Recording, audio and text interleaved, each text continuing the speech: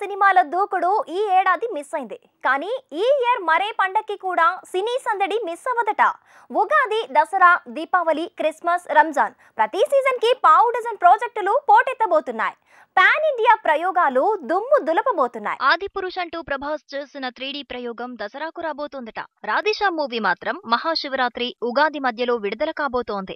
మార్చి 11కి దుమ్ము దులపబోతోంది. మెగాస్టార్ చిరంజీవి చేస్తున్న God father movie summer తర్వాత వెంటనే కాకుండా దసరాకు ప్లాన్ చేశారట.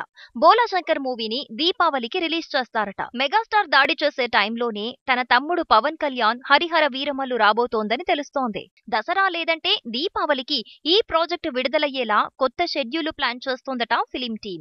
అఖండ హిట్ తర్వాత బాలయ్య చేస్తున్న కొత్త ప్రయోగం దీపావళికే వస్తుందంటున్నారు. గోపీచంద్ మలినేని మేకింగ్ లో ప్లాన్ చేసిన ఈ ప్రాజెక్ట్ టపాసుల పండక్కి 1000 వాలాగా పేలబోతోందట. పుష్ప ది రైజ్ అంటూ పాన్ ఇండియా లెవెల్లో సందడి చేస్తున్న బన్నీ ఈ ఏడాది క్రిస్మస్ కి కూడా పుష్పరాజుగానే బాక్స్ ఆఫీస్ ని కుదిపేయబోతున్నాడు. పుష్ప ది రూల్ మూవీ ఈ ఏడాది క్రిస్మస్ కి రాబోతోందట.